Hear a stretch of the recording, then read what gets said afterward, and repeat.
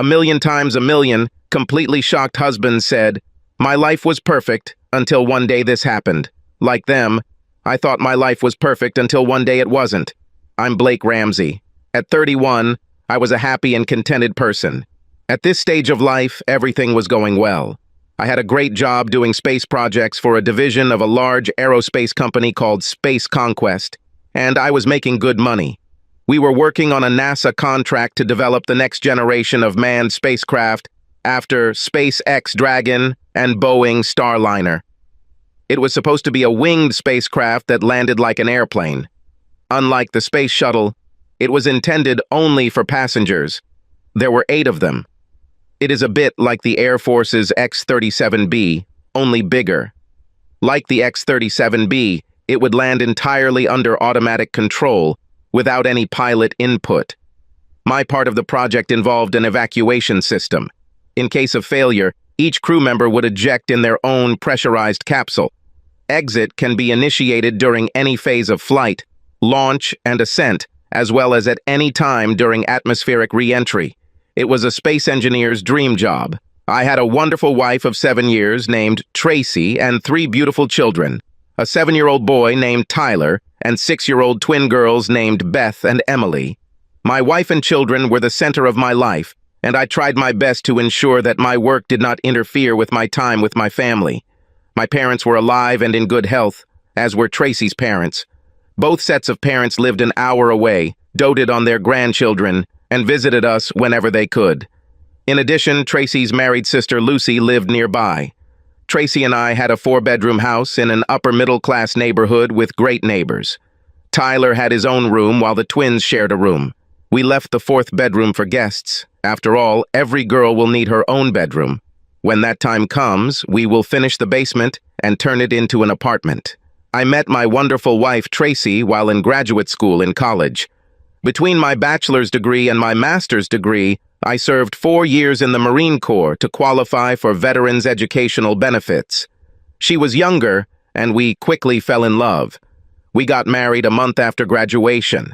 I graduated from university with a degree in aerospace engineering and found a great job. When Tracy graduated from college, she went to work at a law firm as a paralegal. Tracy quit her job 2 years later when she gave birth to our son, Tyler. Only a year later, Tracy gave birth to our twin daughters. Our life was perfect. Beth and Emily went to kindergarten. Tracy returned to work at the law firm. I should have seen this coming, but I was blinded by my faith in my wife's complete fidelity. I thought she was in love with me as much as I was in love with her. Looking back, I see that all the signs were staring me in the face. Tracy began to dress more provocatively. Our sex life went from frequent to much less frequent. Tracy worked longer hours and was dismissive when I asked her about her excessive time at work. When I confronted her about the lack of quality time with both me and our children, she told me that she worked for a senior partner. She told me, "This is a great career opportunity and will help us financially in our future." I met her boss, Stanley Cross, several times before the day, at several social events, and at the company Christmas party. He was the senior partner who founded the law firm that bore his name, Stanley Cross and Associates Solicitors. To me, he was an asshole. He was self-confident and dismissive towards me. I didn't like him right away. Several times when I stopped by Tracy's office to invite her to lunch, Cross seemed possessive of her and was reluctant to let her leave the office. I observed any romantic interaction between Tracy and her boss. If there was one, I didn't notice it at the time. The shit hit the fan just as the twins were finishing up their year of kindergarten. After their last day, Tyler, Beth, and Emily were going to spend the weekend with my parents. I was looking forward to a nice weekend with Tracy to try to rekindle our relationship and love life.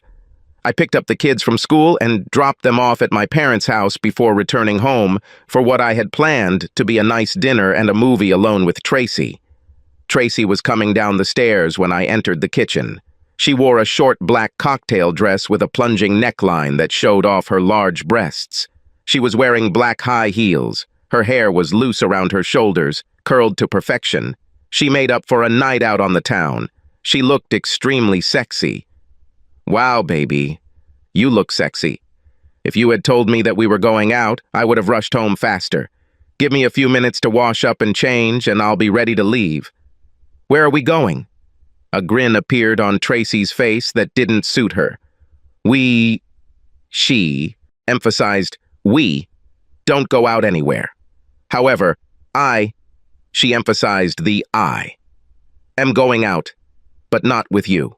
I was shocked. What? What do you want to say? I have a date with my boss, Stanley Cross, and this is just the beginning. From today, we will have new rules. Stan is coming to pick me up for a night on the town. I won't be home tonight or Saturday night. We have a luxury room in the city center.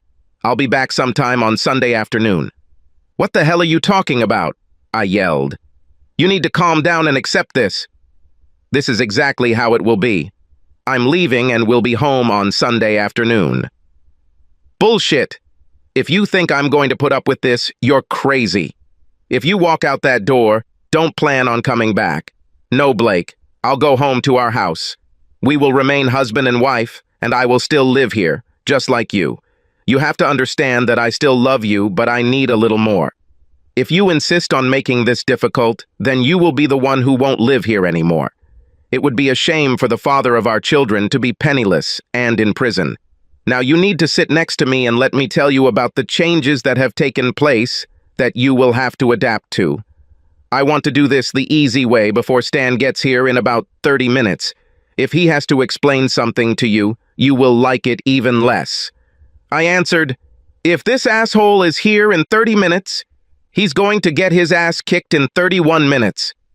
You can't do this, Blake, Tracy answered confidently. For 2 reasons. First, you really need to listen to what he has to say about what he can do to you if you don't cooperate. And second, Max will be with him.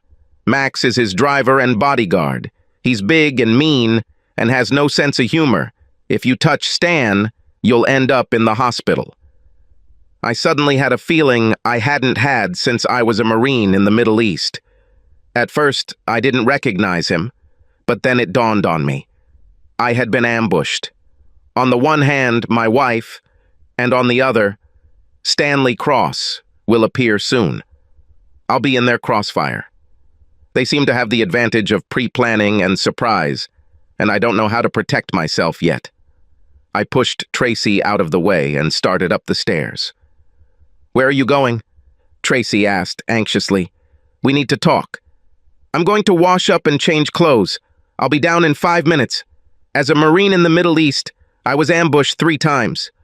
I set a few rules for myself regarding ambushes. First, try to see it before you fall into the trap.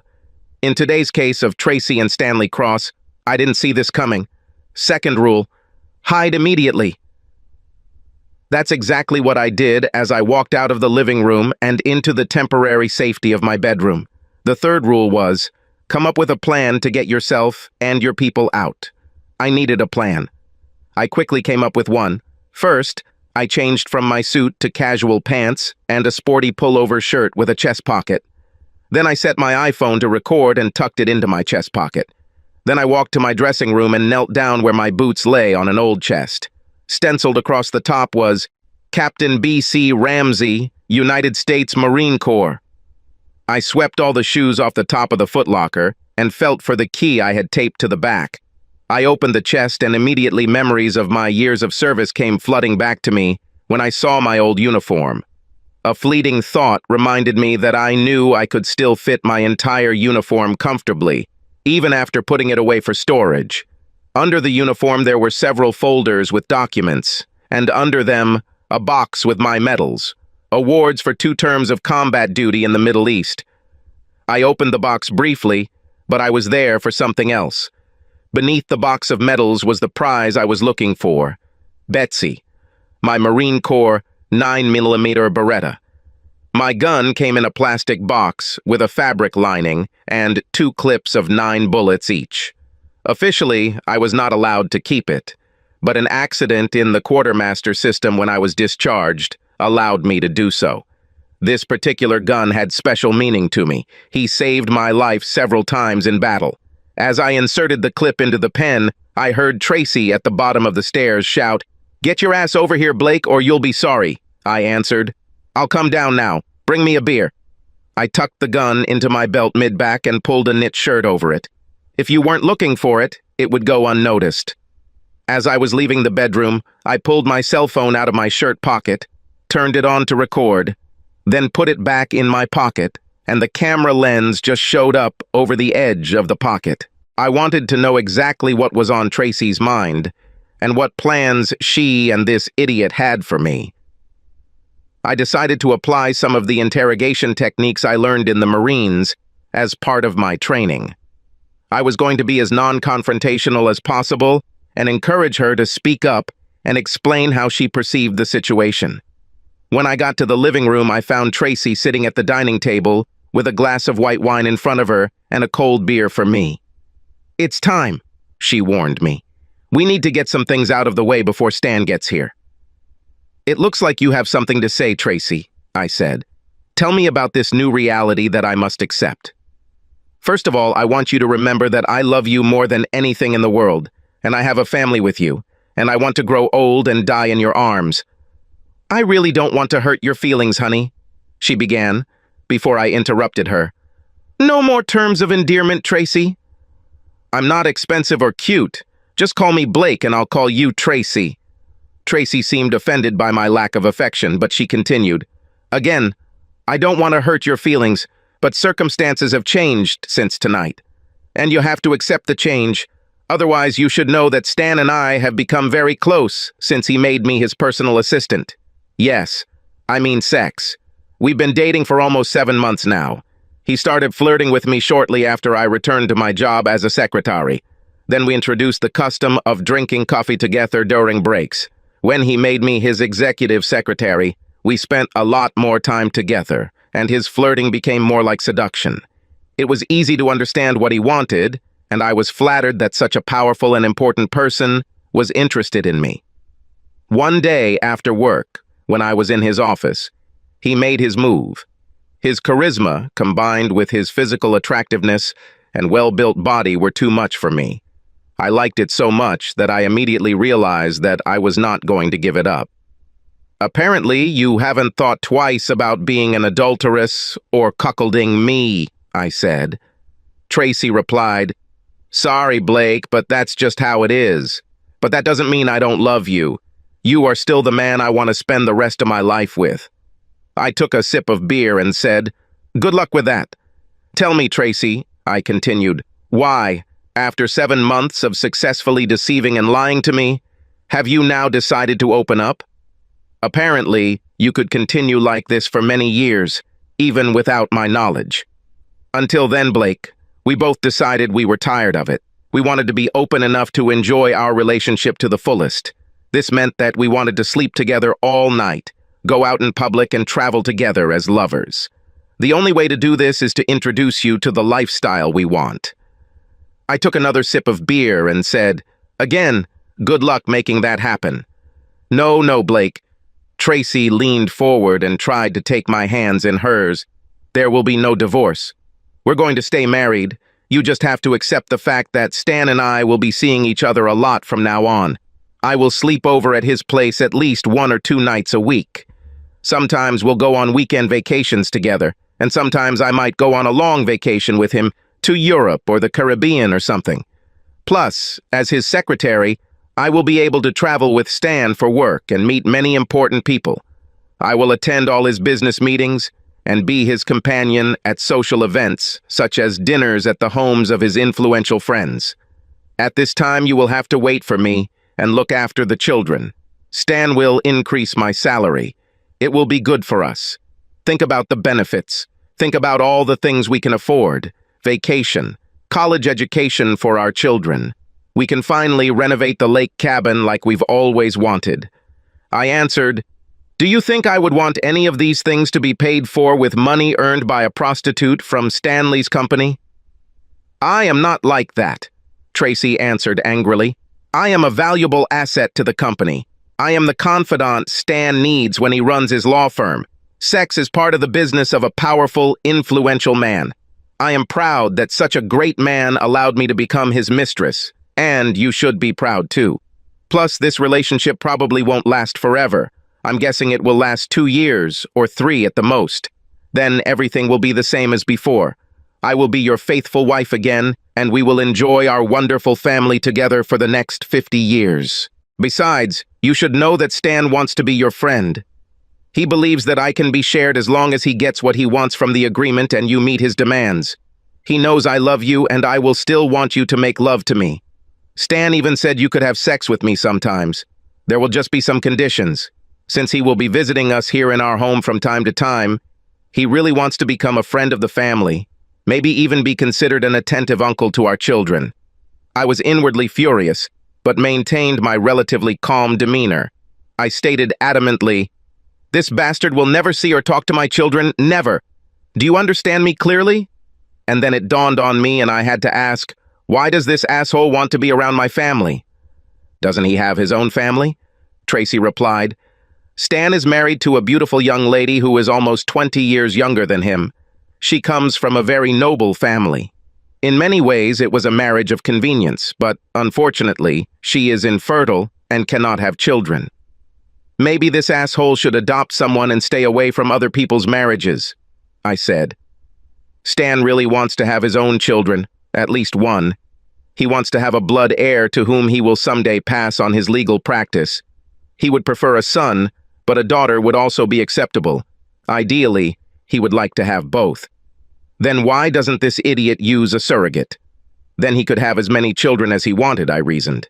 He talked to me about it. He told me he really wanted to be the father of a child or children, but he would make a terrible dad. He wants any of his children to grow up in a loving family environment.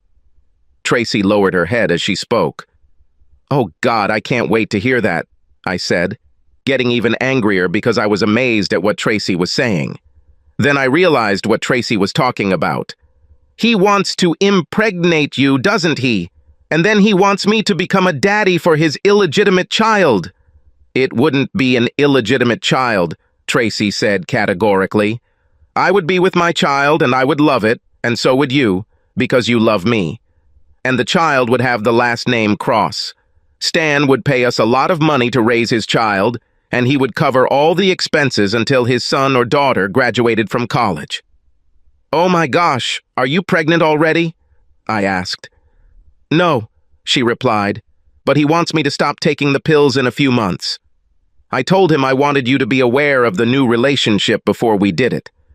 This is getting worse and worse, I told myself, and again I repeated in no uncertain terms.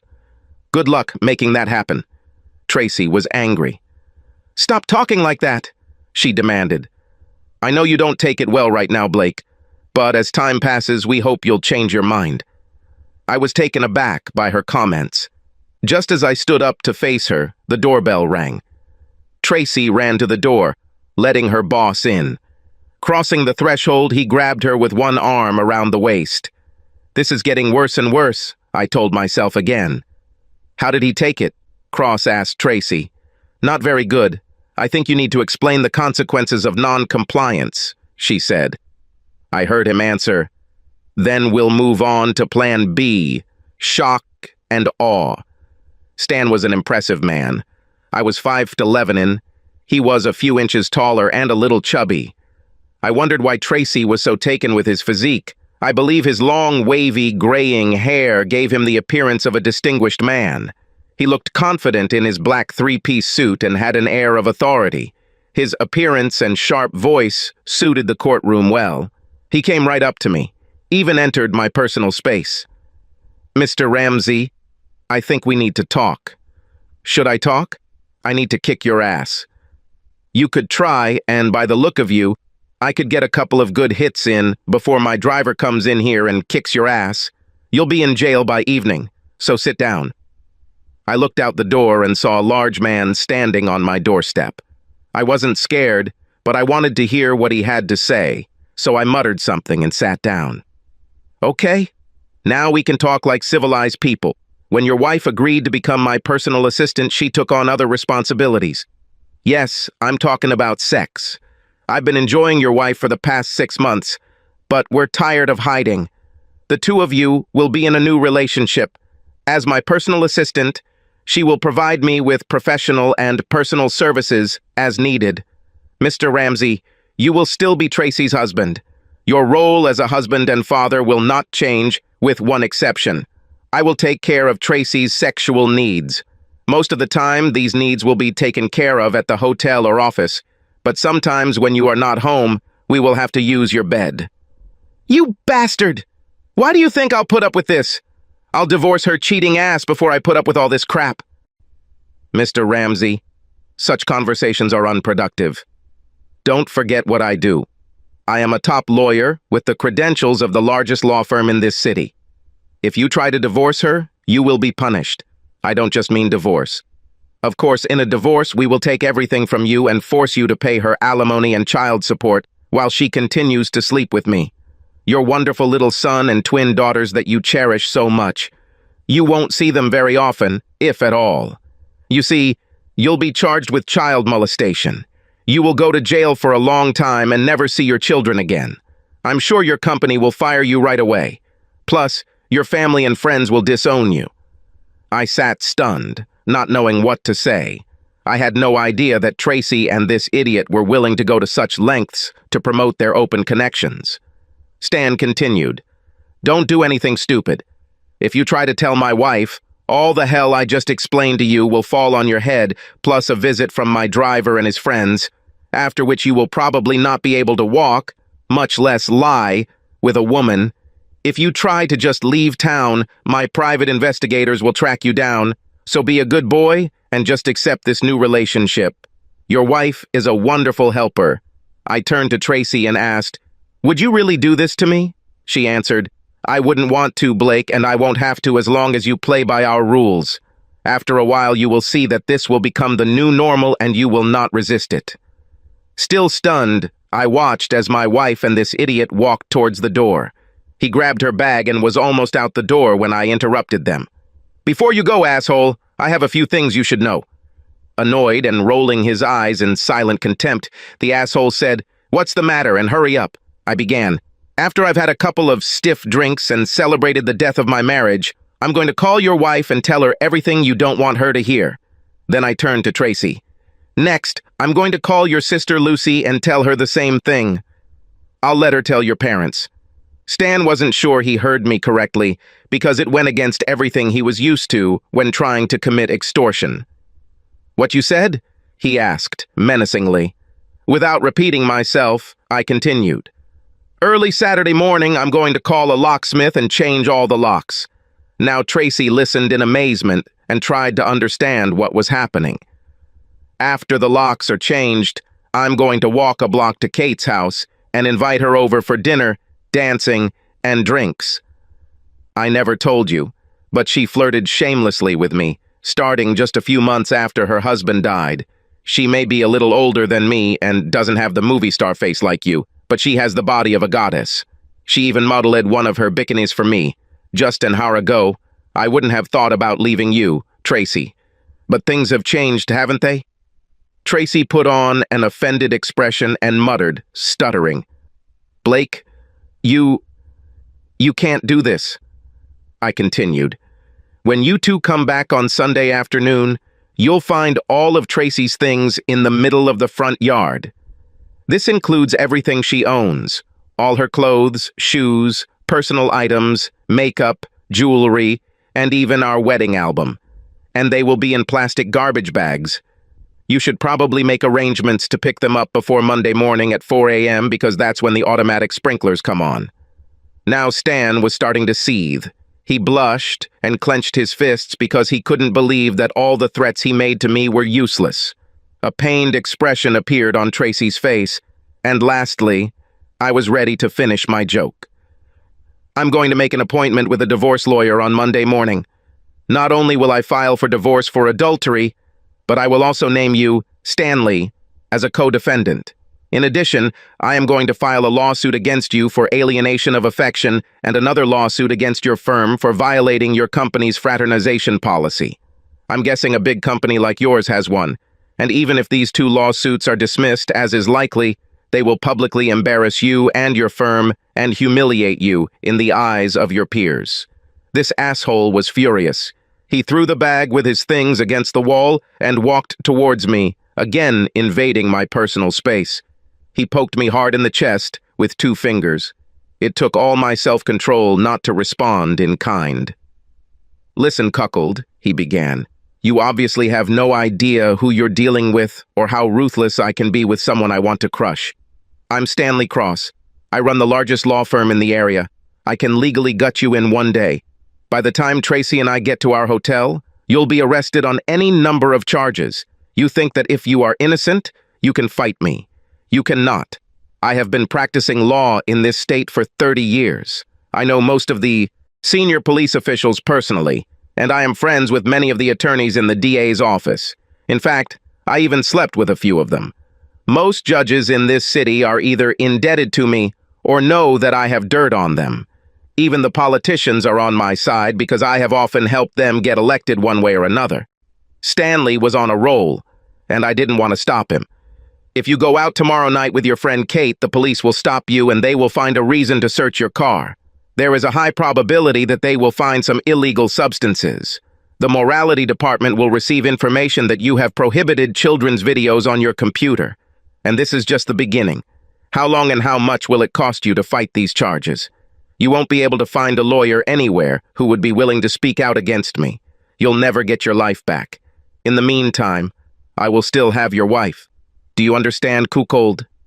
I completely believe everything you say, asshole. Stanley turned to me again. You need to show me a little more respect, cuckold. You must call me Sir or Mr. Cross. If you call me an asshole again, I'll ask Max to teach you some manners. When Cross said this, he punched me twice with his right hand to get his point across about omnipotence. The second time he did this, I broke all his fingers. Cross couldn't believe it. For a split second, he was completely surprised and looked at his hand in disbelief. Tracy, horrified by what was happening, rushed to his aid. You fucking son of a bitch! You will pay for this! I'm going to kill you! Remembering that his bodyguard was standing right behind the closed front door, he shouted, Max, come here quickly! The front door immediately opened and Max walked in. He was big. He looked like a villain from some 1940s film noir who didn't know his own power. Yes, Mr. Cross, he said. Cross pointed at me with his good hand and said, Take care of him, Max. Yes, Mr. Cross, Max answered and walked across the living room towards me. Tracy tried to object, but Cross waved her off. I had anticipated this kind of confrontation when Tracy first mentioned that Cross would have his bodyguard with him, and I knew that I could get some kind of insult from him. However, it had to be bad. I recalled my experiences as a prisoner of war during the war in Afghanistan, where I was mistreated and tortured by my captors. However, these trials strengthened my character and taught me to endure pain. Max and Cross physically abused me in my own home. I was forced to defend myself by wounding Max with a firearm. I warned Max against further hostile actions, making it clear that I was ready to take extreme measures. I then subdued Cross, using my weapon as intimidation. I made Cross call his wife to demonstrate to her the situation and my determination to act firmly if anyone tried to harm me or my family again. Thus, despite the use of force, I sought to avoid unnecessary bloodshed, but at the same time I was determined to protect myself and my loved ones from any attack. Look, Mrs. Cross, I don't have much time. You should know that my wife and your husband have been having an affair with each other for the last 6 or 7 months. Today, they told me that they are going to go to a hotel for the weekend. When I objected to this, your husband forced Max to work on me. My husband is supposed to be at our desert home in Palm Springs this weekend, working on a case he has to present in court next week. He lied to you, Mrs. Cross. He's right here on the floor of my house right now. Oh, and this is my wife, Tracy. I turned the phone so that Mrs. Cross could see my wife kneeling in the back of the room, her hands to her cheeks, in tears, and with a scared look on her face. As you can see, Mrs. Cross, my wife is wearing a very sexy dress and is ready to spend a night on the town with your husband before they head to the hotel he has booked for tonight and Saturday evening. Mrs. Cross replied, I can't believe this is happening. I was surprised too, I quipped. I finished. I have to hang up, Mrs. Cross. The police will be here soon. It was nice talking to you. I threw the cell phone on the floor and turned my attention back to Cross. Well, asshole, it looks like your wife is now aware of your extracurricular activities. So what are you going to do now that I've told her everything? Oh yeah, you're going to invite Max and a few of his friends to visit me, after which I'll be crippled and emasculated. Looking at Max, I said, Max probably won't be able to work for some time. Cross nodded his head affirmatively. I looked at Tracy. Bring me my briefcase, and don't forget to clean up your lover's shit from my carpet later. Nervously, Tracy took my briefcase from where I left it when I first came home. When she placed it next to me, I opened it and took out my laptop. Is this the computer you were planning to load with illegal videos, idiot? He glanced at the computer but said nothing. I turned the laptop around to see the bottom of it and found the hard drive. Then I laid him down and put 2 bullets into him. The shot from my pistol again startled everyone present, and again the smell of gun smoke filled the room. I leaned towards his right ear and said, "Try loading this computer with something now." I then ordered Tracy to fetch a wet towel from the kitchen and help stop the bleeding from Max's shoulder. She hurried to the kitchen and returned a minute later to tend to Max. I then told everyone to stay in their seats while I went to the kitchen to wash my face. Once in the kitchen, I took out my cell phone. He was still recording. I saw that the battery charge was showing the last percentage of energy. I looked at my phone and said to myself, I can't let the police get this footage. If they do this, and Cross has as much influence over the police as he said, then the tape will definitely be lost. I'll have to hide my phone. I quickly opened the bottom kitchen drawer to the right of the sink and placed the phone in a pile of clean dish towels. There was little chance that he would be discovered there by accident. Finally, I soaked a kitchen towel in water and dried my face. My nose was covered in dried blood and was still bleeding. My eye was very swollen, and I could no longer see anything with it, not even shadows. And I had a headache. I wondered if I might have a concussion. I was only gone for a minute, and when I returned to the living room, everyone was still in their seats. Stay where you are until the police arrive. They should be here in a few minutes. I believe they will have an ambulance nearby. With these words, I went out onto the porch. The first thing I saw were several of my neighbors lined up on the sidewalk. One of them asked, "Were those the shots we heard from you, Blake?" I said, "Yes, they." "Did anyone call 911? 2 people raised their hands. One of my neighbors was retired Marine Colonel Orson Sage. We were best friends and often drank beer together. I always called him Colonel, and he always called me Captain. "Are you wounded, Captain?" asked the Colonel. "You should see the other guys," I replied, laughing. In the distance, I heard sirens wail. I knew the police would be here in just a few minutes. "Colonel," I said, "could you do me a favor? I need help." "Of course, Captain," he answered and walked from the sidewalk to the steps of my porch. "First of all, could you help me unload these pistols and put them on the porch? I don't want to be seen waving one of these when the police show up." The colonel took the pistol from my hands and the one I took out of my pocket. He quickly pulled the clip out of the Betsy, removed the round from the chamber, and placed them on the porch. He then unloaded Max's revolver and placed the pistol and ammunition next to the semi-automatic. Kate, a widowed neighbor from across the street, saw that I had been badly beaten and came over with the intention of helping me. While they were both there, I turned to the colonel and said, "I wish I had time to explain everything to you, but I don't. You should know that I had a fight with my wife's boyfriend. He is a powerful lawyer and threatened to load my car with illegal substances and then let the cops arrest me." I gave the colonel my keys. "If you could, after this circus is over sometime late at night, and if they don't tape off the crime scene around the garage, take my car and hide it for me. The code on the garage door matches my address number." "It will be done, Captain," he replied. Kate intervened in the conversation. "You look bad, Blake." "I'm starting to get sick and dizzy," I answered. "Maybe I was hit harder than I thought." Kate helped me sit on the porch steps, just as 2 police cars pulled up with red and blue lights flashing and sirens wailing. They made their way through the neighbors, who were mostly standing on the sidewalk and on the other side of the street. They approached the house with their hands on their pistols. The colonel assured them that there was no danger and pointed to the unloaded pistols on the porch. They asked if anyone was inside, and I said yes. There were 3 people there, and one of them was injured and needed medical attention. One policeman looked at me and said, "Looks like you need medical attention too." At this time, 2 ambulances arrived at the scene. They also had lights flashing and sirens blaring. Immediately, 2 or 3 emergency medical technicians jumped out of their cars, crossed the yard, and climbed onto the porch. One of the police officers who was in the house came out to meet them and said that there was a man in the living room with 2 gunshot wounds. The orderlies disappeared into the house to do their job. Meanwhile, my head began to spin more and more. Kate told me to lie down. One of the ambulance workers hovered over me and began to peer into my face.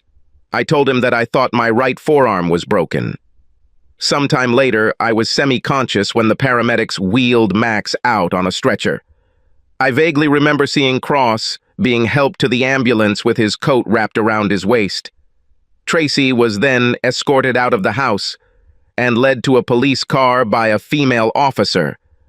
She suddenly stopped when she saw me lying on the porch with 2 doctors examining me. She cried. I think the sight of my face made her stop and move away from her escort. "Blake, I'm so sorry. I'm so sorry. This is not what I wanted," she wailed. "I didn't want you to get hurt." She tried to lean in to touch me, but I raised my good hand and pushed her away. "Go to hell, eat shit and die," that's all I said. Her escort then grabbed her and dragged her to a police car. I don't know if I lost consciousness or if the doctor gave me something to ease the pain. Whatever it was, I was gone for 3 days. When I first woke up, my vision was blurry, but I was looking into the eyes of an angel in white. As my vision cleared a little, I noticed that she was actually a 60-year-old angel, but she was still beautiful. "Mr. Blake, can you hear me?" she asked. "I'm so happy that you are with us again." "I'm probably in the hospital," I said. "Yes," she answered. "You are at Mercy General Hospital in Midtown. You've slept for 3 days." 3 days, I exclaimed, when I became a little more aware of my surroundings. "Yes, so long. I'll go get the doctor. He will explain everything to you. Just relax. By the way, my name is Rose." While I was alone in the room, I began to evaluate myself. My right forearm was in a cast. With my good hand, I felt my face. I had gauze and a bandage on my left eye, and my nose was also bandaged. Touching my eye or nose was painful. Other than the head and arm injuries, I seemed fine. However, I was connected to several medical devices that beeped regularly. One machine gave me a saline drip. Looking under the blanket, I noticed that I was connected to a catheter. Finally, I had a blood pressure sleeve on my arm that inflated and deflated regularly. When I finished my examination, Rose reappeared with the doctor, who introduced himself as Dr. York. The shortened version of his description of my condition was that I had a simple fracture to my right forearm, a broken nose that probably wouldn't be too disfiguring, and my eye was black-blue and swollen. All will heal. He kept me under anesthesia for 3 days because he thought I had a mild concussion and wanted my brain to rest. Since I woke up late at night, he decided to give me something that would make me sleep until the morning. A few minutes later, I fell asleep.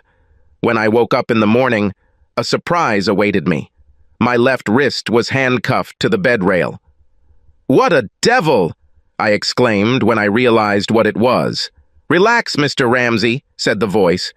Looking around the room, I saw a middle-aged man in a suit with an untied tie. "They told me that you will wake up now," he said. "What's happening? Why am I handcuffed to a hospital bed? I don't think it was because you were afraid that I would fall out of bed." "I'm Detective Sergeant Hardman," said the man. "And no, Mr. Ramsey, we weren't worried about you falling out of bed. We were worried that you might run away." "Run away? Looks like I'm in shape to run somewhere. And why should I even run away?" "You are handcuffed because you are under arrest." "What?" I exclaimed again.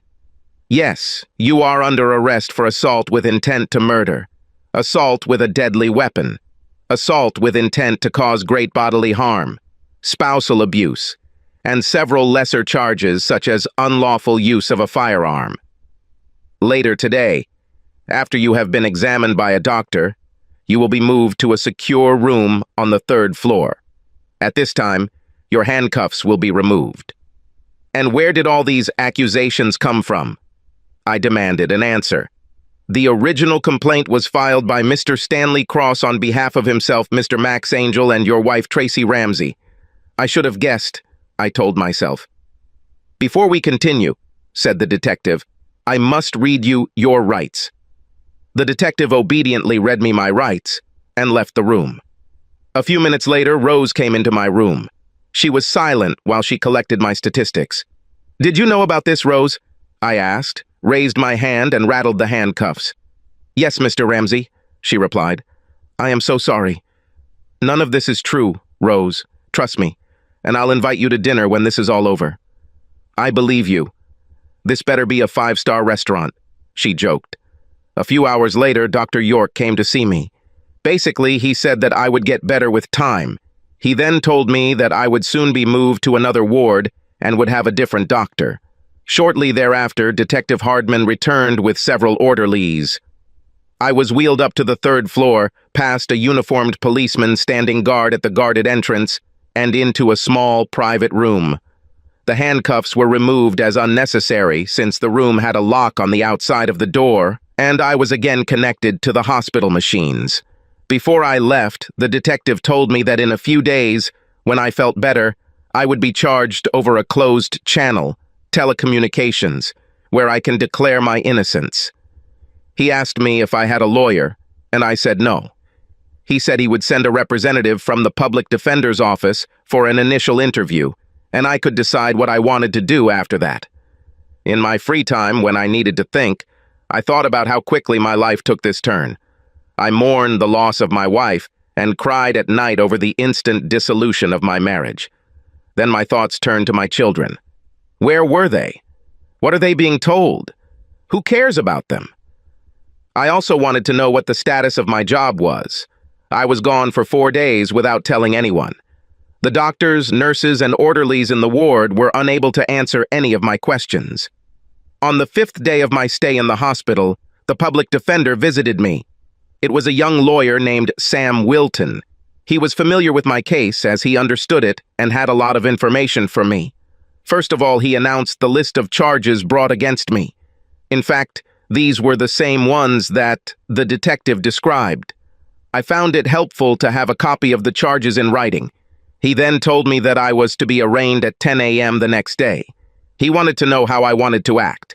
Before I could respond, he told me that if I agreed to plead guilty to most of the lesser charges, he might be able to make a deal with the DA's office. I interrupted him mid-sentence to say that I was not guilty of any of the charges. I asked about my children. Apparently, after my wife gave a statement to the police, she was released. Her sister Lucy took her in, and she stayed with my sister-in-law and her husband until yesterday, when investigators cleared our home for occupancy. My children were not told anything about me, except that I was going to leave my family for a long time. Regarding my work, I gave Sam my company's contact information and asked him to explain to my boss what happened. As I reread the charges against me, I noted some of the things the detective told me that didn't make the right impression on me. "What kind of spousal abuse charge is this?" I asked. Sam told me that Stanley Cross added this to his complaint after Tracy claimed that I hit her several times. In fact, Sam had photographs of all the injuries each person had received. Among them were several photographs of Tracy's face with prominent black and blue bruises on her left cheek and a purple bruise on her upper left forearm. "I didn't do this to her," I said. "I never touched her." Looking at Sam's face, I noticed that he had an expression that said he didn't believe me. At this point, I decided that I was not going to give him any explanation for what really happened. In fact, I didn't know whether Cross's influence extended to the public defender's office. I didn't want to risk that being the case. Sam shared his opinion about my case. He said I had 3 witnesses who were going to swear to their version of events. The evidence seemed to prove them right. He hinted to me that he might be able to convince the DA to accept a plea deal if I admitted 2 or 3 lesser charges at arraignment.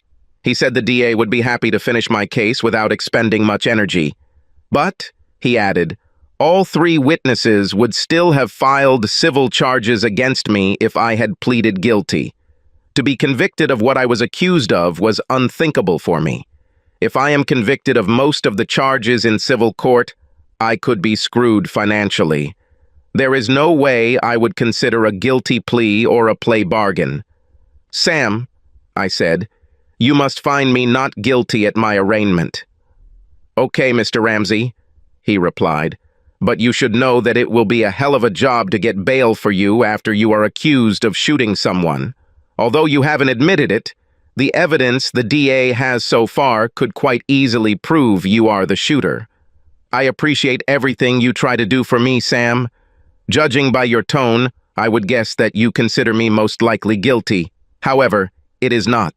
At this point, I did not mention to Sam that I had videotape that would prove that I was guilty of self-defense only. I didn't want the fact that I had any evidence at all to come back to the DA or, more specifically, Stanley Cross. Instead, I told Sam that I needed him to contact my lawyer. I didn't actually have a lawyer. I had an uncle who served in the Navy Advocate Corps his entire career and is now retired. He rose from defense attorney as a junior officer to prosecutor to judge in the Office of the Attorney General of the United States Navy. After retiring as a captain, he moved to the San Francisco area, took the California bar exam, and then went to work in a family practice law office. After he retired again, he used his experience and knowledge as a volunteer advocate for children in the court system. My uncle's name was Jonathan Allen Carter, but everyone used his initials, J.A.C., and called him Jack, or Uncle Jack in my case, since I didn't have Uncle Jack's contact information available. I gave his name and everything I could remember to Sam and told Sam to look him up. Sam shouldn't have told anyone about my attempt to contact Uncle Jack. All he could do was tell Uncle Jack that I was in serious legal trouble, give him a list of the charges against me, and tell him that I said I was innocent and that I needed his help. Sam called me late in the evening. He said that my uncle will be with me the day after tomorrow. He also told me that Uncle Jack told me not to talk to anyone about my business. When I was charged, all I had to say was, "Not guilty." The next day, I was arraigned in a courtroom televised from the hospital. Apparently, a lot of people have been charged in cases like this because there was a screen in the hospital room that was designed for this kind of thing. As expected, the charges were read out, and I was asked how I felt about each charge, to which I replied, "Not guilty." The prosecutor demanded that I be detained without the possibility of bail because I was dangerous and violent. The judge stated that according to my doctors, I should remain in the hospital for 2 more days and then be transferred to the county jail to await a hearing. At the hearing, the judge had to decide whether I should be judged or not. The day before I was to be transferred to the county jail, my Uncle Jack showed up. He completed the paperwork to officially represent me and received permission to visit me in the hospital. Never in my life have I been so glad to see a friendly face. I hugged him and cried a little. Until that moment, I didn't realize what I was going through. After a brief reunion, Uncle Jack got down to business. First, he asked for a private room where he could talk privately. He then touched on some home economics topics that he thought I should know. He spoke briefly to Lucy. He knew her like a member of the family. Most importantly, he told me that my children were okay. Tracy and my children stayed with Lucy and her family for a while, at least until the police cleared the house for occupancy. Lucy was confused. Tracy told Lucy her version of what had happened and listed the charges against me. But Lucy had known me all my married life and had a hard time believing anything they said about me. She was happy that Uncle Jack was here to help me.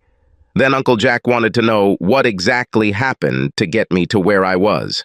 In a whispered conversation, I told Uncle Jack what really happened. He shook his head and told me it was an incredible story. I went on to tell him that at some point, sometime after I was arrested, Stanley Cross, Max Engel, and my wife conspired to come up with an alternate version of what happened the night it all happened.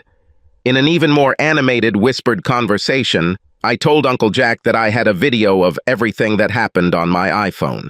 He showed no emotion, but I think he was relieved to know that there might be hard evidence to support my story. The only downside to this revelation was that my phone was hidden in a drawer in the kitchen of my house.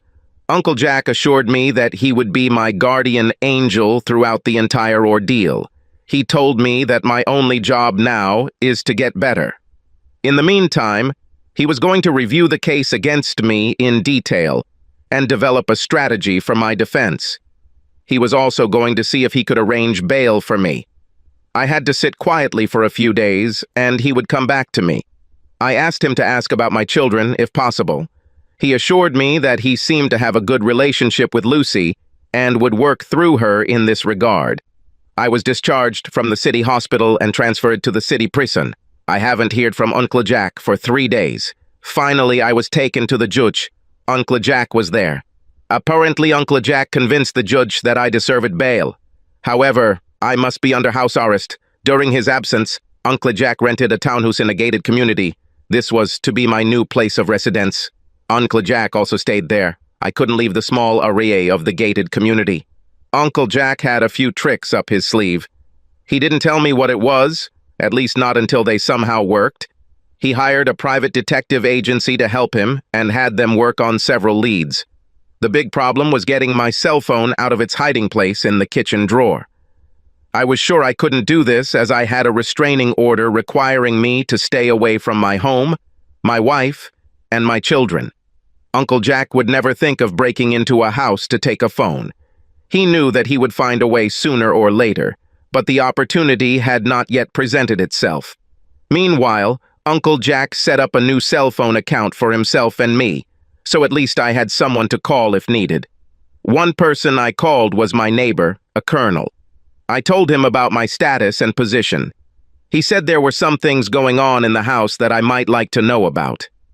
When I told Uncle Jack about this, he asked me to invite the colonel over for a couple of beers and some steaks on the grill.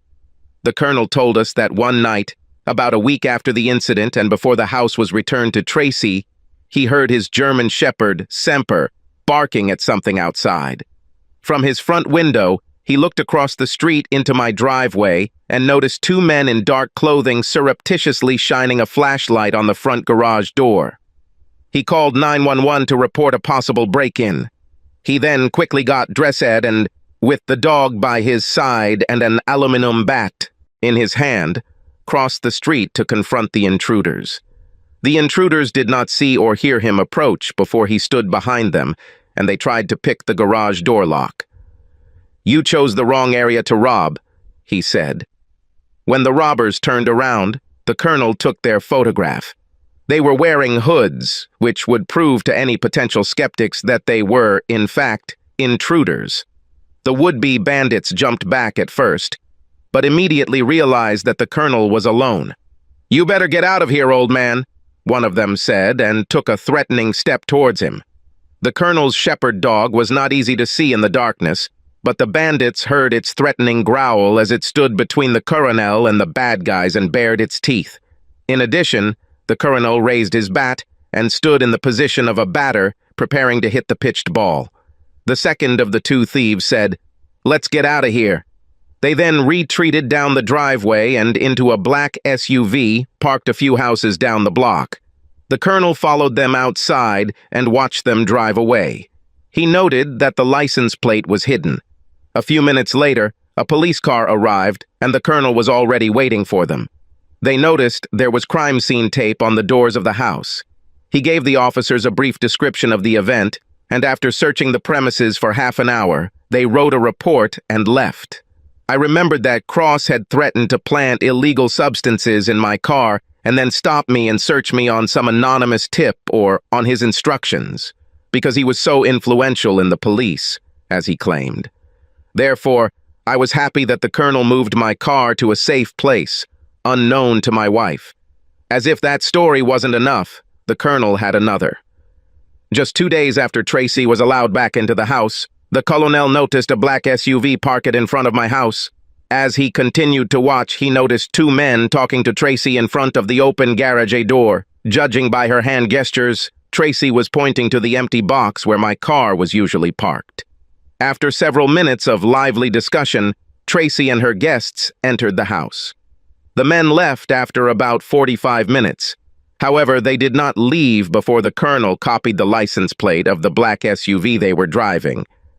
Uncle Jack checked the license plate through one of his sources and found out that it was registered to a company called Unique Services. After doing some more research, he found out that Unique Services was registered as a private investigation company. The only two employees at Unique Services were Jose Gonzalez and Miguel Ortega.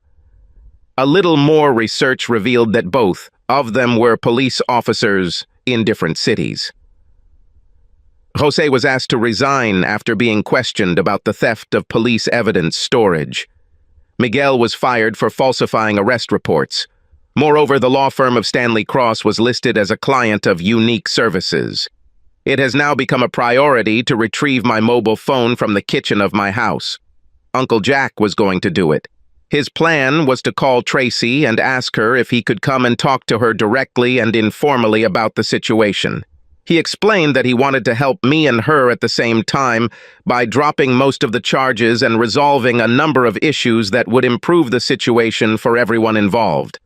Tracy knew Uncle Jack because he was part of the family, and they met at many family gatherings. However, she became a little suspicious and said she would call him back. The next day she called him and they agreed to meet that evening at 6 p.m. However, she added that her lawyer insisted that one of his colleagues also attend the meeting. Uncle Jack readily agreed to this condition. Uncle Jack told me everything that happened. At exactly 6 p.m. he rang the doorbell of my house. Tracy quickly answered the phone and invited him inside. He said he was glad to see her again and they even hugged for a minute. Tracy was dressed very modestly in a knee-length skirt and white blouse, her hair pulled back into a ponytail. Once inside, Uncle Jack noticed a young man in a suit and tie and was introduced to Gordon Merritt. He was a lawyer at the law firm of Stanley Cross. The two men shook hands. The three of them sat in the large living room, and Tracy excused herself and said she would bring them coffee. As soon as they sat down, Mr. Merritt suggested getting down to business. Before doing this, he took out a voice recorder, placed it on the coffee table, and said that he was going to record their conversation. Uncle Jack took out his recorder and placed it next to the lawyer's recorder. The two counselors smiled at each other. Uncle Jack started the conversation. "I'm so sorry that things have escalated into this troubling situation for both you and Blake. You two have always been one of my favorite people, and you always seemed so loving to each other. I'm sorry too, Uncle Jack. I never wanted it to go this far. I can't believe how out of control everything has gotten," Tracy lamented. Jack continued as if he believed the allegations against me were accurate, and he was skeptical of my version of events. "You probably know," Uncle Jack continued, "that he claims that you and Mr. Cross had an affair, and when he saw Cross in the house, ready to take you to a business meeting, he just couldn't take it anymore and got very angry. He even claims that Mr. Cross's bodyguard started it all." At this point, Counselor Merritt intervened. "We believe that the evidence, both the testimony of the participants and the physical evidence, is quite compelling against Mr. Blake." "I think so too, Mr. Merritt," answered Uncle Jack. "That's why I ask you, if you can, to testify that Blake may have been out of his mind at the time of the incident. Basically, he snapped for a moment because he was convinced that Mr. Cross was taking his wife away from him. You can point out that up until this time, Blake has always been the ideal husband, father, and provider." Merritt thought for a moment and then said, "We might consider something like this if Mr. Ramsey pleads guilty to the charges against him." Uncle Jack replied, "You mean all the charges? Or is there a way to have some charges dropped or mitigated?" "I will have to consult Mr. Cross about this. He is very influential in the prosecutor's office. We may be able to get back to you with an alternative solution that resolves this issue. After all, it would not only be better for Mr. Ramsey, but also for Mr. Cross, who also doesn't like being at the center of a highly publicized trial like this. It's bad for his reputation and bad for business." "That's all I came for, Tracy. Thank you for having me. Blake wants you to tell the kids that he misses them and that he loves them." Tracy seemed to sympathize with the thought, and her eyes misted over. Before Uncle Jack turned off his recorder, he added one more thought. "I hope you understand, Tracy, that if I can prove that Blake's story is true, you will be prosecuted for perjury, obstruction of justice, and several other similar crimes, all of which carry prison sentences." Gordon Merritt was about to say something when Uncle Jack addressed him. "And you, lawyer, if I can prove that you knew that your client and Mr. Cross were lying, you will also be prosecuted. Before you respond, I would like the two of you to discuss what I said between you." With these words, Uncle Jack took his recorder and stood up. "While you're talking, would you mind if I pour myself some water?" No, of course not, Uncle Jack. The kitchen is over there," and Tracy pointed to the door next to the dining room. "If you want, there is ice water in the refrigerator." Uncle Jack headed to the kitchen. Once there, he made sure that he was not visible from the living room. He opened the refrigerator noisily and then quickly walked to the bottom right drawer by the sink. He reached into the pile of folded dish towels in the back of the drawer and felt my iPhone. He quickly put it in his pocket, went back to the refrigerator, found ice water, and poured himself a drink. About 2 minutes later, Uncle Jack returned to the living room. "Before I go, Tracy, is there anything you want to tell me at all?" Tracy glanced nervously at Gordon Merritt. Merritt spoke for her. "We have nothing more to say at this time, Mr. Carter. We'll let you know what we come up with to change the charges against Mr. Ramsey, and we will expect you to be obedient if you want this action to stop." Uncle Jack concluded, "I can't ask for more than that. Thanks for meeting with me, Tracy. See you in court, Mr. Merritt." Uncle Jack didn't bring the iPhone into the townhouse. He agreed with a company called Digital Analysis Solutions to analyze the contents of the phone. Uncle Jack briefed the DAS director on the background of the case and the importance of the video-audio recording to my defense. The DAS staff assured Uncle Jack that they understood the situation and would take good care of it. They'll call Uncle Jack in a few days with their analysis. A few days later, Uncle Jack and I were invited to the DA's office to be informed of their findings. DAS transferred everything on my phone to their own server. They actually discovered the video in question and made several copies of it. In fact, they made about a dozen copies and stored the files on DVDs, flash drives, and the cloud. There is no way the video could have been lost, stolen, or destroyed. You don't need to worry, Uncle Jack. She is poison to me." Uncle Jack added, "You know what you need to do, right?"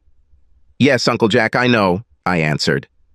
After finishing the conversation with my Uncle Jake, I called the security post and asked them to let her through. In the few minutes I had before she knocked on the door, I cleaned up the townhouse. There were a lot of legal papers and notes on the dining room table, which I threw on the bed. I threw out the beer cans and cleaned up the kitchen, throwing everything in the dishwasher. Finally, I changed into trousers and a knitted sports shirt and combed my hair. Unfortunately, I didn't have time to shave, and I had 3 days of stubble on my face. I thought it made me look tough. As soon as Tracy knocked on the door, I opened it. My first impression was that she looked great. She had put a lot of effort into dressing for this meeting. She was wearing a red, pleated knee-length skirt and a pink cashmere sweater that was not buttoned all the way. Her hair was in a sort of messy style, and she was wearing a small amount of makeup. Her lipstick and nails matched the color of her skirt. "Come in, Tracy," I said. "Nice to see you again. You look great." "Thank you, Blake," she replied. "You look good, too. In fact, you look very slim and beautiful." I had a lot of time to work out in the gym of the complex. With the exception of the occasional beer, I eat a lot of fruits and vegetables, and I avoid sugar, processed foods, and anything deep-fried. I moved on. "Please sit on the sofa, and I will bring you a glass of white wine." I behaved unctuously. I returned from the kitchen with a glass of white wine for Tracy and a glass of red wine for myself. After taking a few sips, I asked her why she wanted to see me. "I know so much has happened between us, Blake, but I want you to know that I still love you just as much as ever. I never thought it would go this far." I said, "I know how you wanted everything to go. You wanted me to be a cuckold and accept the lifestyle you wanted with Cross. It seemed like everything would be so simple, All you had to do was agree to let me play with Cross. I could have a great time and still be your loving wife. And we could make so much money. In about a year, everything would be back to normal. I would just be yours forever and ever. I'm sorry I ruined your plans, I said sarcastically. It wasn't my plans, she said. It was rather Cross's plans. He was confident that he could intimidate you into doing what he wanted. He's done this many times before, both professionally and socially. Neither he nor I expected you to take such extreme physical action. It was so unlike you. You were always so calm, easygoing, and friendly. That's probably why he thought I was a weakling, I suggested. You can't even imagine how scared I was of you when I saw how cruel you were. This was the side of my character that I tried to suppress. I've hidden it for years, ever since I was a Marine in the Middle East. This is not who I am now. Out of nowhere, Tracy asked, "Where is your car?" I chuckled slightly and said, "I do not know exactly. When Cross said he would drop him off other illegal substances, I took it seriously and moved her to a place where he couldn't find her. Speaking of my car, what were the two men doing in the house shortly after you returned to the house? They seemed very interested in the garage and my missing car." Tracy answered reluctantly, "I think they wanted to plant incriminating evidence in your car. I didn't want them to do it, but Stanley insisted that we bury you. You don't seem to mind collecting evidence against me. Your whole story is about to send me to jail for a long time. If you love me as much as you say you do, just tell the truth, and the DA will drop the charges tomorrow." I can't do this, Blake. I'm in too deep. Stanley has such a commanding personality that whatever he says, it will be so. This seems unfortunate for me, I commented. Then it was my turn to ask a question. What is this charge against me for beating you? From the photographs they showed me, you had cuts and bruises on your face and arms. I never touched you. Tracy replied, "It was Stanley's idea. As soon as you walked out onto the porch, his mind ran through an alternate scenario of what actually happened. He told Max and me what our story would be. The version he put forward was that he came to the house to pick me up for a business dinner. You became unreasonable and accused me and Stanley of having an affair and then hit me. When Stanley intervened, the two of you got into a fight. When Max heard the noise, he came into the house to help me and Stanley, but you shot him before he could intervene. To make the story believable, he hit me several times before I could say anything. We've gotten together a few times over the past few weeks to practice our story so there aren't any holes in it." "I'm so sorry, Blake," Tracy exclaimed. "I did not want this. I want you and me to be the same as we were before." "Well," I said, "that won't happen." "There is a way out, Blake." Tracy seemed serious. "Stanley has done a lot of research on you. He knows that you are a war hero. He knows that you have been subjected to war, violence, and murder. He also knows that you have been diagnosed with severe PTSD. He wants you to plead guilty based on your history of PTSD. He said he would use his influence with the DA and the court to get you sent to a VA hospital where you could get treatment. In a year or maybe less, you will be released as cured. I'd be waiting for you, Blake. We could start over with our kids and have a nice long life together. Just you, me, and the kids. So, that was the real reason why she came to talk to me. She wanted me to voluntarily confess to the crime, promising that Cross would help me get a minimum sentence in a Virginia mental hospital. I didn't believe any of it, but I didn't let Tracy know it. Instead, I played along with her. That sounds good to me, Tracy, but you'll have to let me think about it for a while. Besides, I'll need to talk to Uncle Jack.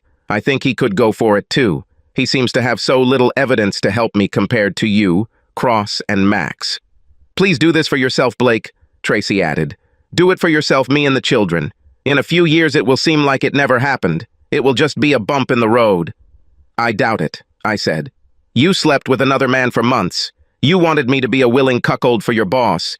You threatened to take my children away from me if I didn't play along, and you made false accusations against me that would put me in prison for many years. This is not a small bump in the road. That's why I want you to accept Stanley's offer. This is the easiest way out for all of us. Tracy's eyes were full of tears. Like I said, I'll think about it, I added one last time. We're done. I suggested that it was time for her to leave. Tracy, however, put her hand on mine and said, "Maybe we could relax together for a few minutes. I missed you in my bed. Is there a chance that we could sleep together tonight and forget about what's going on around us, even for a few hours?" "That won't happen, Tracy," I replied. "You disgust me." It was obvious that I was adamant, and Tracy took the hint. "Please accept Stanley's offer," she said. I walked her to the door. Before she left, she hugged me, but I didn't return the hug. The purpose of the hearing was to determine whether I should be detained for investigation. The prosecution was extremely confident. As you might expect, they invited Cross, Max, and Tracy to the stand where they recounted their well-rehearsed versions of events. Uncle Jack asked each witness only one question: "Do you swear to the truth of your testimony?" Each of the three answered yes. Uncle Jack wanted to burn Jose and Miguel, as well as 3 key witnesses, but trying to prove that they were accomplices in trying to frame me was not relevant to the specific charges against me. This was especially true because all their attempts to frame me failed. When the prosecution calmed down, it was time for Uncle Jack to do his thing. "With the permission of the court," Uncle Jack began, "the defense would like to include a video recording of the events in question as evidence. This evidence is exculpatory, Your Honor." Immediately, the assistant district attorney jumped in and stated that this new evidence had not been presented to the prosecution for review. "There was a reason for this," Uncle Jack explained. "The defense is concerned that the DA and the court will be biased against my client and will unfairly destroy our evidence." "Do you have any evidence that the DA's office is compromised, Mr. Carter?" asked the judge. "The evidence is on video, Your Honor," Uncle Jack replied. "You and the prosecution will retire to my chambers, where I will review the videotape and make a decision on its admissibility." The judge began to stand up when Uncle Jack spoke.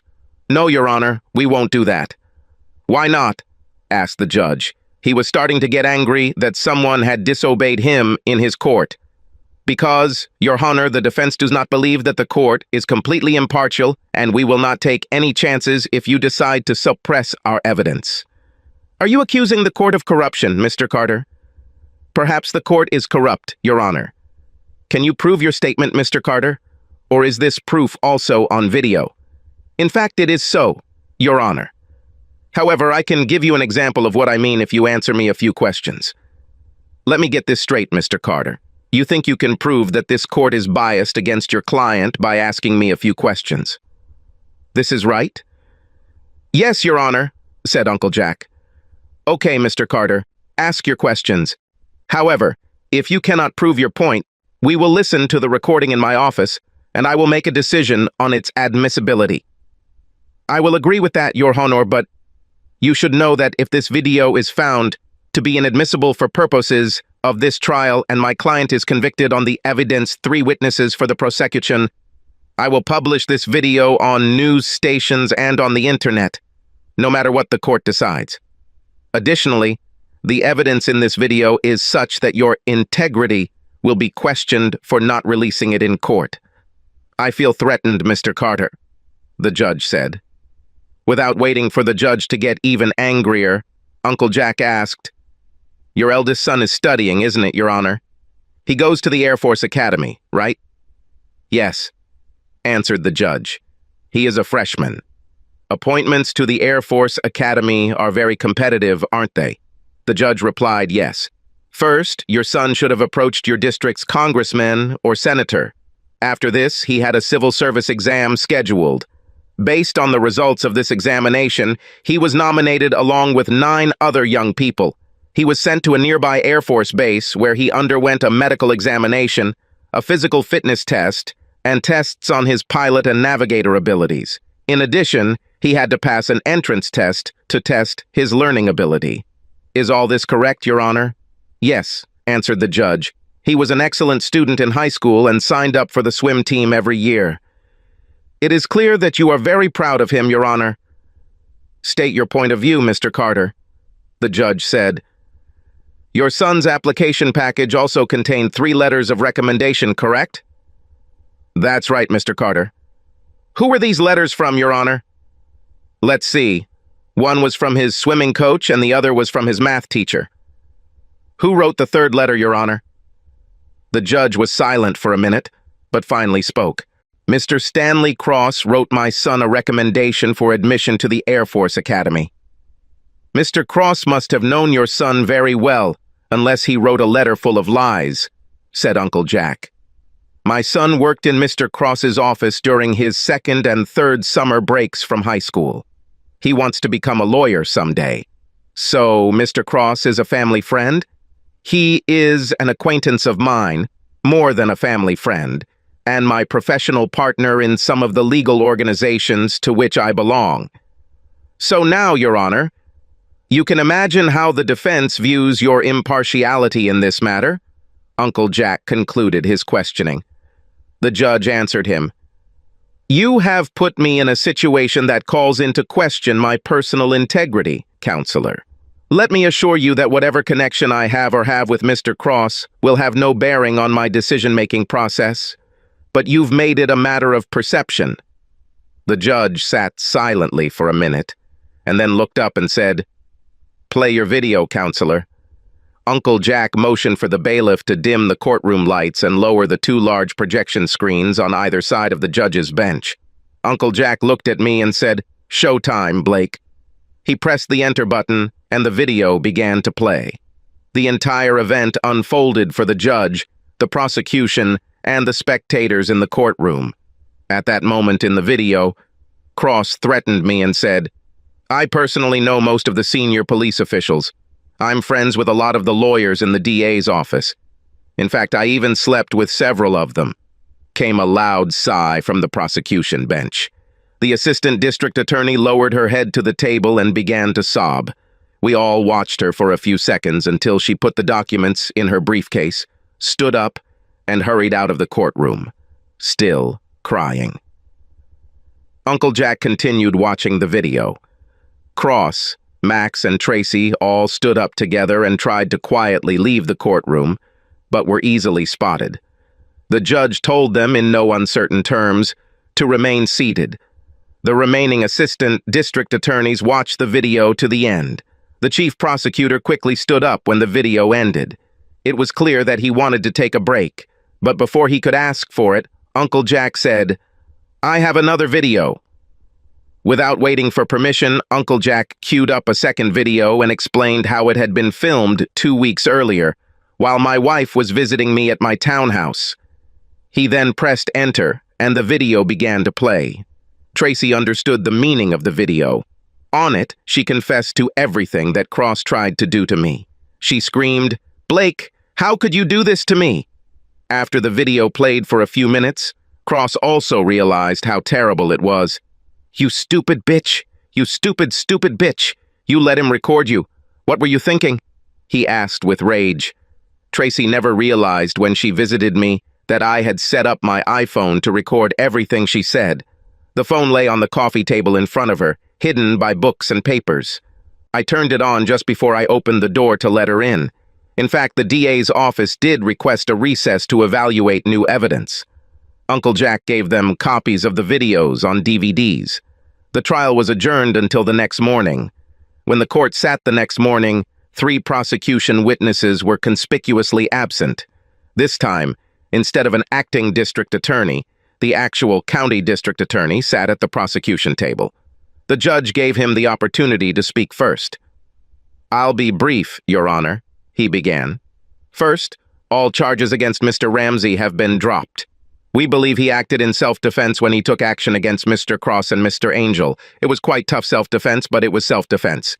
Second, my office has issued arrest warrants for Mr. Stanley Cross, Mr. Max Angel, and Mrs. Tracy Ramsey for conspiracy to commit perjury, bribery of perjury, assault with intent to cause great bodily harm, making false oral and written statements to the police, filing false complaints, and obstruction of justice. Additionally, my office was alerted to the fact that Mr. Cross was attempting to plant false evidence against Mr. Ramsey. Mr. Angel and Mrs. Ramsey knew about it. We have also identified 2 suspects who worked for Mr. Cross who were attempting to plant false evidence, and we are currently in the process of arresting them. Stanley Cross, Max Angel, and my wife were arrested. They eventually posted bail. The district attorney was enraged by the news that his organization had been compromised for years by Stanley Cross, and he set about rooting out all of his colleagues who were associated with Stanley Cross in any ambiguous way. All defendants were eventually convicted. Stanley Cross was the only one who tried to defend himself, declaring his innocence. This was a mistake because both Max and Tracy pleaded guilty and testified against Cross. As a result, Stanley Cross received 11 years in prison. Max was given a 7-year sentence. Tracy received a 3-year prison sentence. Tracy's original sentence was 5 years, but Uncle Jack arranged for me to speak on Tracy's behalf. I noted that during the fight, Tracy warned me that Cross was going to hit me from behind with a fireplace poker, and if it hadn't been for her, there was a good chance I would have been dead. Jose and Miguel were arrested for attempting to obstruct justice and tampering with evidence. As part of the arrest, police also confiscated their files and computers. On the computer, the police found a file with a prohibited video file, which they tried to download to my mobile phone. The district attorney played one villain against the other until Miguel broke down and confessed, in hopes of getting a lighter sentence from the judge. They both went to prison for a long time. Stanley Cross was held in the county until he was transferred to state prison to begin serving his sentence. Max and Tracy, however, were given 2 weeks to get their affairs in order before they had to surrender to the sheriff and be taken into custody. Max spent his time preparing his family for life for 7 years without him. With luck and good behavior, his lawyer told him he could be paroled in 4 years. Tracy, due to her relatively short sentence, was going to spend her time in a prison annex in a rural part of the county. This was another provision that Uncle Jack negotiated with the court. I let Tracy stay in our house with the kids while I stayed in the townhouse until she had to move out. She spent time communicating with them and preparing them for her long absence. They were too young to understand everything that was happening, but they understood that Mom had done something wrong and she would have to leave for a while. The day before Tracy was scheduled to report to the sheriff, she asked me to come the next morning after she dropped the kids off at school. She wanted me to take all my clothes with me and be ready to move into the house. I showed up at 9 a.m. and rang the bell. Tracy replied, "You didn't have to ring the bell to get in. This is your home." Tracy was wearing a simple knee-length black skirt, a white blouse, and a light gray sweater. She was wearing flat shoes. She wore very little makeup, and her hair was pulled back into a simple ponytail. Her eyes were reddish, and I was sure she had been crying most of the time since she sent the kids to school. However, she fought back tears over our meeting and did a good job of keeping herself under control. I noticed a small bag sitting by the front door. With a slight sense of humor, Tracy said, "That's all I take with me. I think that the state will supply me with everything I need for some time." Tracy invited me into the kitchen, where she prepared a light breakfast. I sat at the kitchen table while she served a continental breakfast of scones with honey and jam, fruit cups, milk, coffee, and salad. The conversation started with small talk. She told me that Lucy would arrive at 11 a.m. to take her downtown to the sheriff's office. She emphasized that Lucy was more than willing to help with the children in any way she could. In fact, Lucy has volunteered to be the children's mother for the next few years, and I shouldn't hesitate to overstay her welcome. She wanted me to move in time for the kids to get home from school. She wanted their lives to continue as uninterruptedly as possible. Tracy was ambivalent about visits while she was in prison. She really didn't want her children to see her in an orange jumpsuit in prison, but she couldn't imagine not seeing them for 3 years. In addition, she promised to write often and wanted me to promise that the children would write to her every week or so. She asked me to send pictures of them growing up. Tracy indicated that she had packed all her belongings, everything, as she emphasized, into plastic containers and stored them in the basement storage room. She actually hung a family photo of all of us from a year or so ago in each of the kids' bedrooms, so they wouldn't forget it. She told me that she had ordered a new king-size bed for the master bedroom. She had arrived a few days earlier and was completely ready. She said no one slept on it. She even bought all new sheets and pillowcases and a new blanket. The more she spoke, the more her eyes watered. Until this moment, we did not talk about ourselves. When she started clearing the table, I told her to stop and said I would do it later. I suggested that we go into the living room with our coffee. She looked at her watch and realized that she had very little time left. Tracy was very remorseful. She reminded me more of the woman I married than the woman she became under the influence of Stanley Cross. "Blake," she began, "I can't tell you how sorry I am for what I did and the way I treated you. You were the best husband, father, and provider in the world. You were my best friend and my wonderful lover. Never forget it, like I did. I take full responsibility for my actions. Although Stanley Cross was the devil and I fell under his spell, I made decisions that led me to hell. I feel so ashamed. That's all I can do. Not only for you, but also for our families, friends, and even children. In a way, I'm glad I'm going somewhere where I won't have to face you and you won't be able to see me. I know that you will never forget what I did, but I hope that with time, it will become a distant memory, and that someday you will be able to forgive me. This is what I live for now."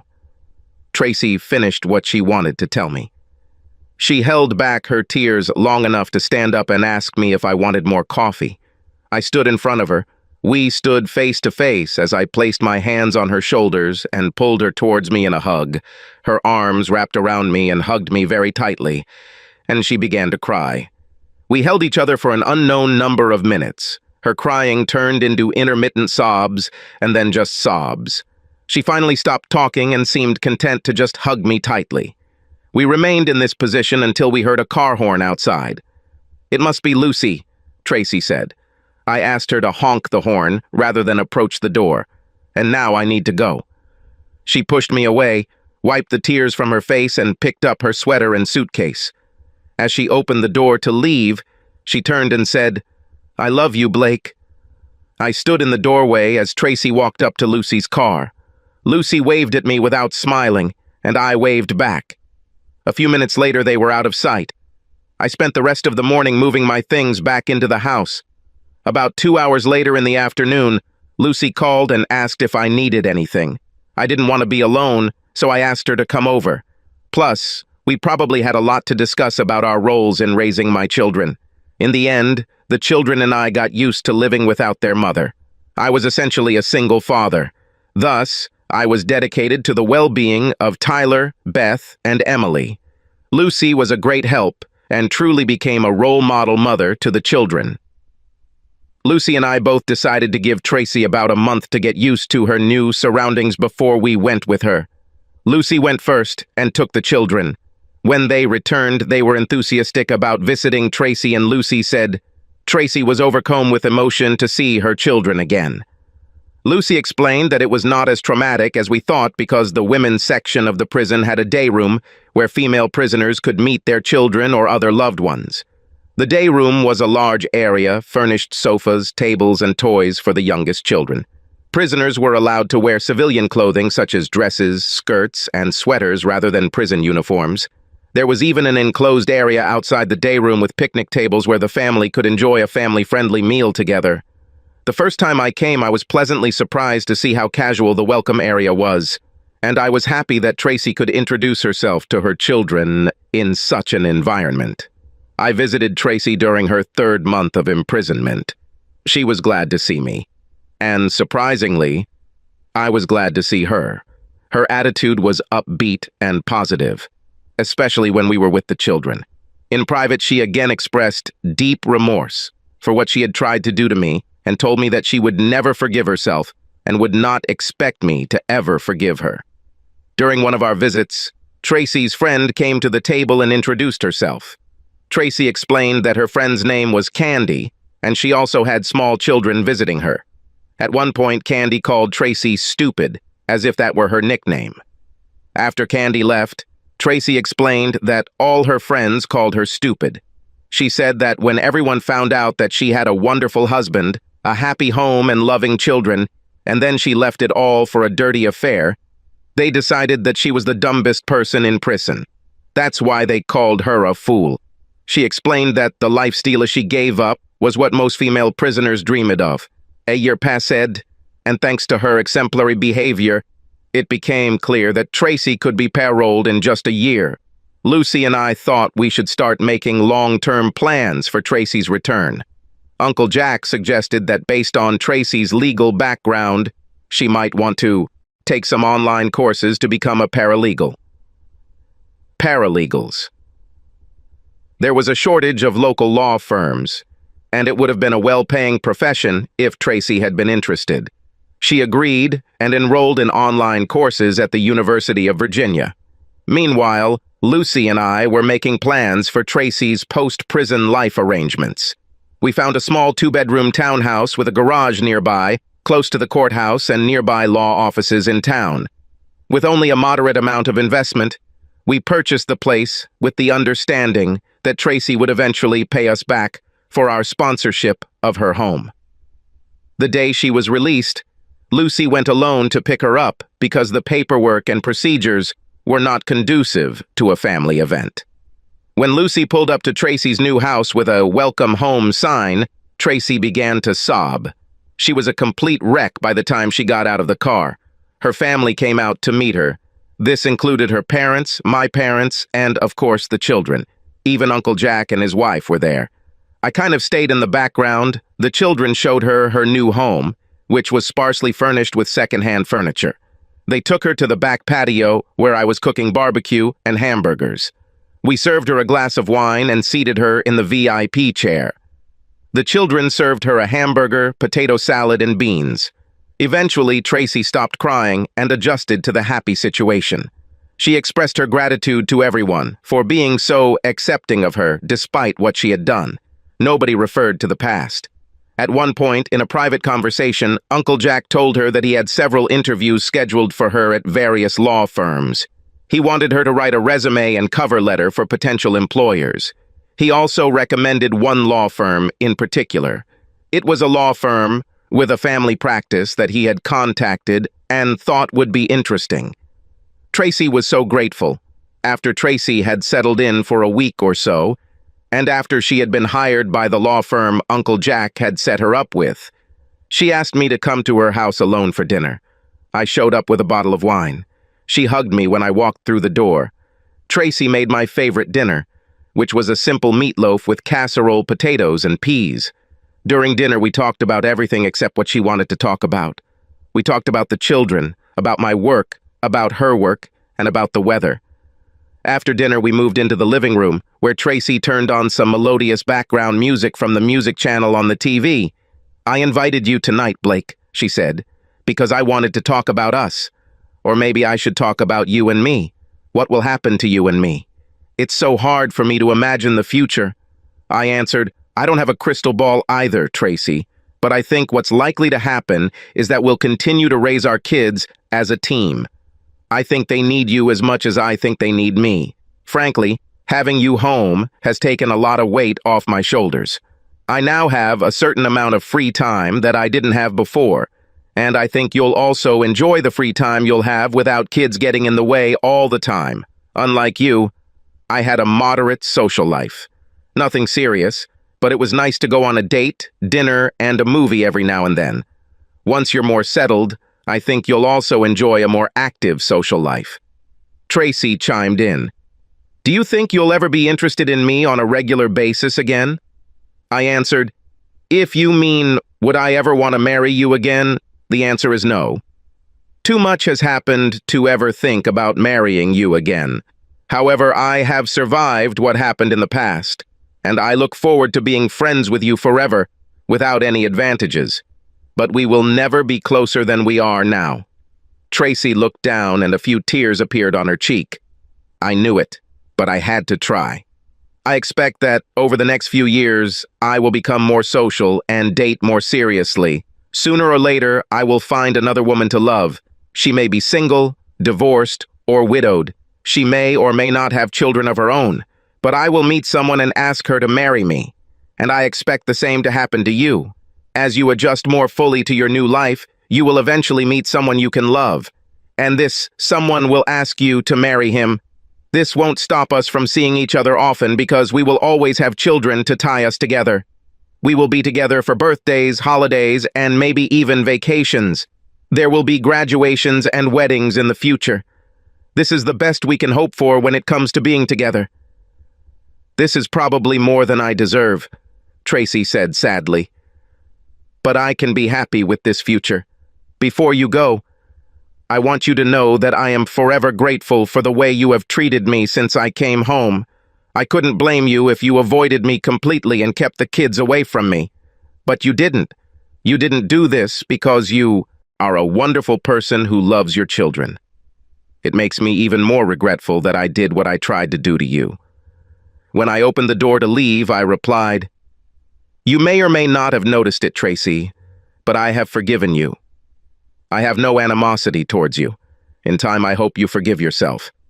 Maybe in time I will be able to do it, but it won't be soon," Tracy replied. At the same time, we hugged each other. We hugged for several minutes without saying anything. I let her go and, without saying anything else, went out into the fresh air, found my car, and drove home.